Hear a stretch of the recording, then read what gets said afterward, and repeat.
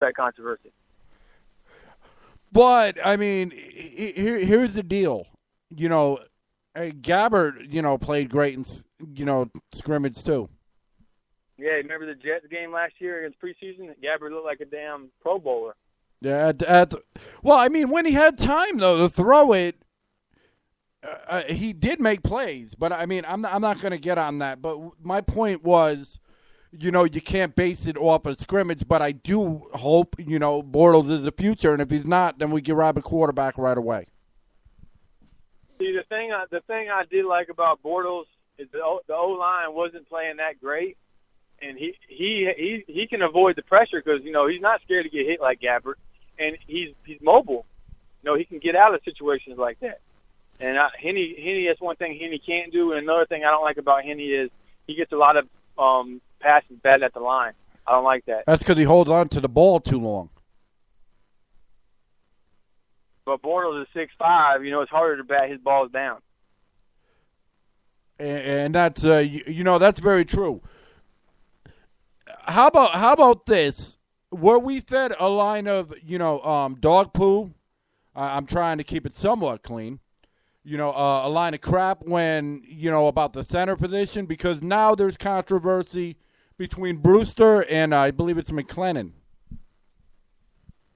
Yeah, and but right now I think McLennan is at right guard because Linder got hurt. Linder hurt his foot, so right now he's at right guard. But man, I'm not sold on Brewster. I wouldn't have sold on him before the season.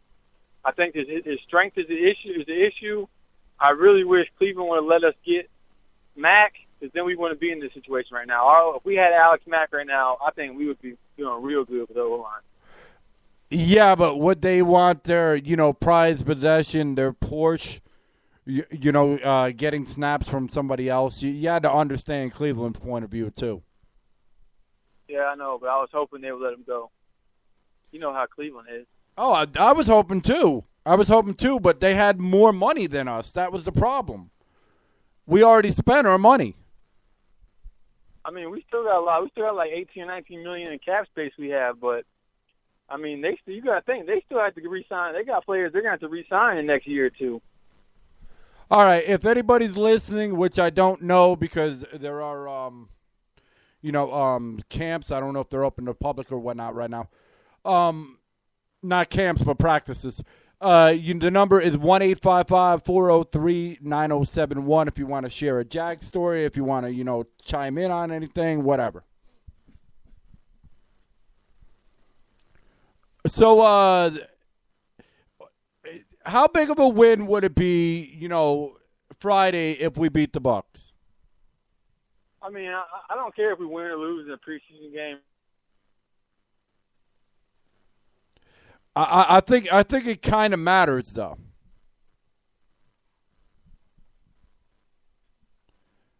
All right, I think we've lost Bo. I think we've lost Bo for a second. He might have hit a patch. He might be on the cell phone and everything.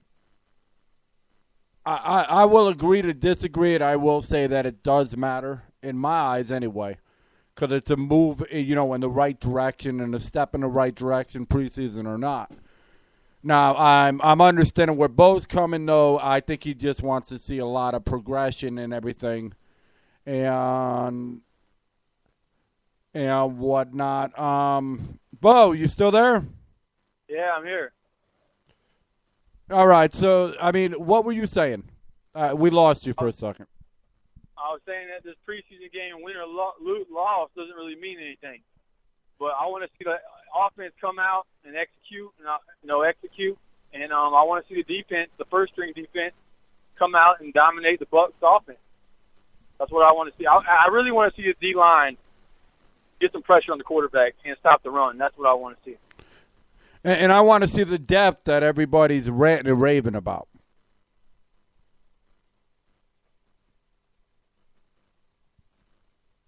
You know what I'm saying, Bo? I can't hear you, but I mean, what do you? I said I want to see the depth that everybody's ranting and raving about. I want to make sure that our guys are going to stay fresh and be able to make it through the season. Yeah, I do too. Like I said yesterday, I did a video with the dude Chuck P on YouTube, and he wasn't sold on Ziggy Hood, and I'm trying to tell him, man, Ziggy Hood is a hell of a player, man. He was just playing the wrong system over there in Pittsburgh, especially to come in and be a rotational guy. He just hasn't shown it yet as far as practices, from what I'm hearing. I mean, I watched his little highlight. I mean, he looks like he's going to come in and bring, a good, when Marks needs a break, he's going to come in and give Marks, a break. Last year, Marks was running a lot of plays. Yeah, a heck of a lot. What they're also saying, what I'm hearing is that Red Bryant has been a heck of a leader so far on the defense.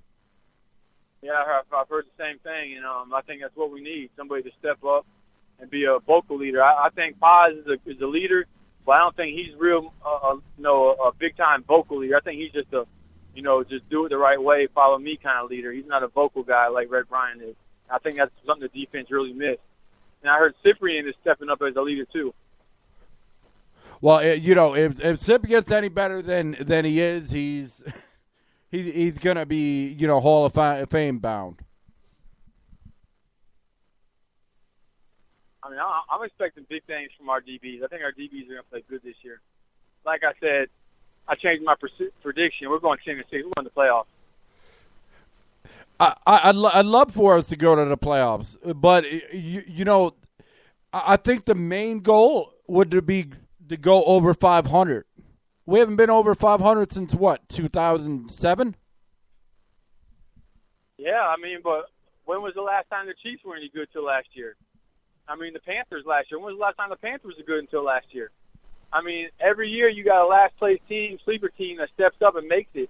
And I think this schedule right here is not as difficult as last year's, man. We're not playing Denver. We're not playing Seattle. We're not playing, San Fran. I mean, we're playing the NFC East and the AFC North. Like, those are not tough divisions. Like, they're all winnable games. With Chad Henne? With Chad Henne. I'm rolling. Hey, I got to roll with him. I made the bet. I got to roll with him. Man, I'm telling you, man, Bortles may start, man. You can say whatever, but if Chad starts, tanking in preseason, I'm telling you, Bortles is going to come in and clean house.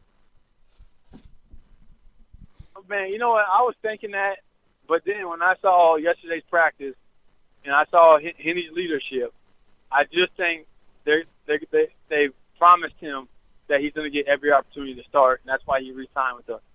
So I think he's really got to play poorly to lose the job. I just think they've given him their word that he's going to be the man this year.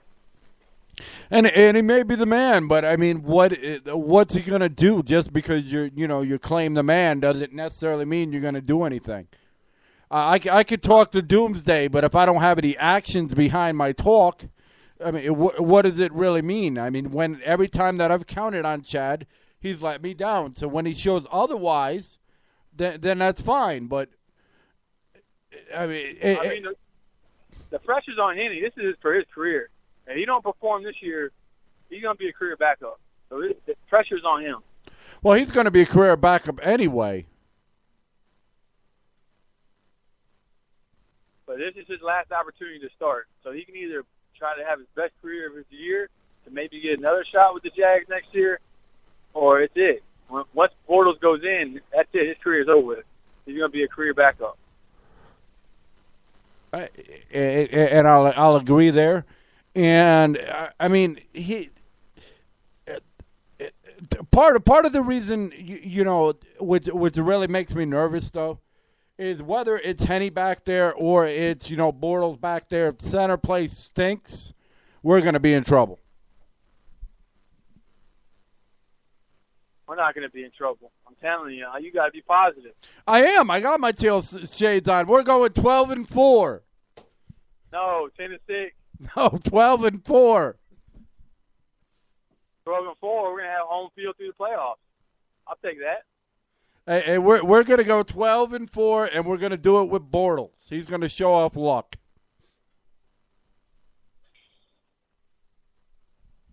I mean, it's very well possible. If he catches on and these rookie receivers are as good as advertised, it's very well possible.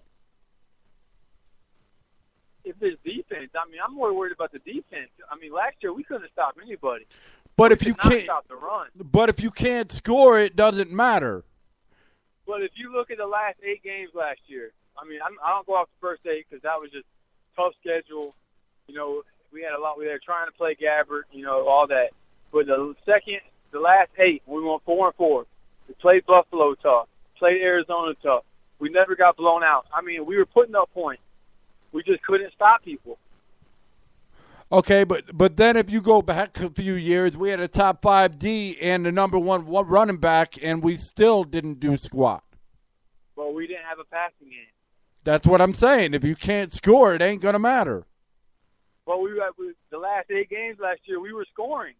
I mean, Arizona had a top 5 defense, and we came out and scored on them, you know, early and often. It's just that what broke the back of that game was the defense let that big play. It was 3rd and like 10, and they gave up a 90-yard touchdown pass.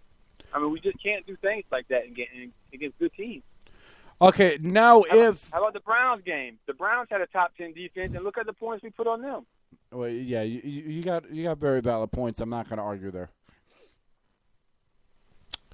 But what I will say is that if our receivers are not injured and they play as good as, you know, advertised, especially if Lee comes out like 2010, are you serious?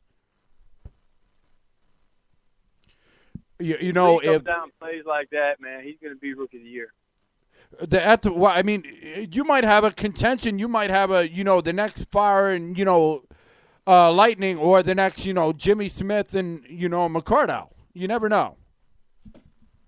You never know. If Robinson get healthy, I mean, Robinson looks real good when he's healthy, when he's not hurt. I mean, it would be great because then you could put Lee and Robinson on the outside, let Shorts play the slot, and I think that would be a better position for Shorts because I think he's better in the slot.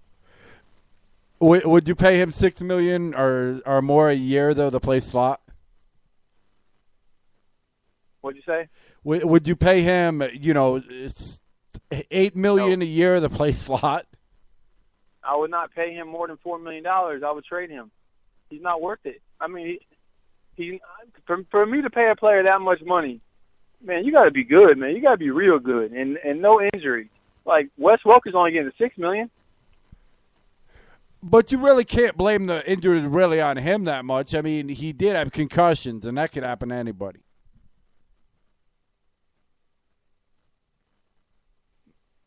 So you're going to pay a guy $7-8 million? You would not pay him $7-8 million? Come on. Shorts, no.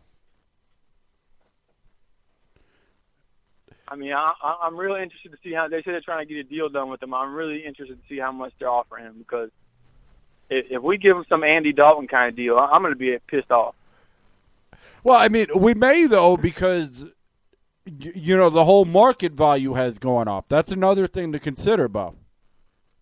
But man, you don't pay a number 3 receiver a lot of money. Come on, number 3, man. I mean, a number 2, yeah. I mean, unless Robinson and Lee totally play lights out, yeah. But I mean, he's a decent number 2. I mean, it's not like he's garbage. He's not garbage, but he's not worth $6, $7, $8 million a year. I would give him max $4 million a year. That's it. I'll give him a 4-year deal worth $16 million. 4 years, $16 million. He should be happy with that. You have to give him some credit though. Where he started from what was it, a Division III school? Yeah, I mean, so that would be a big payday for him. He's still on his rookie contract, so I mean that'd be a big payday for him. 4 years, $16 million. And then you just, if the other 2 pan out, you're saying that we just stick him in the slot? I say put him in the slot because Robinson's a big body. He can be that number 1 guy, and I think Lee can be the number 2 guy. And I think that Shorts would have to go to the 3. But is Shorts better than Sanders?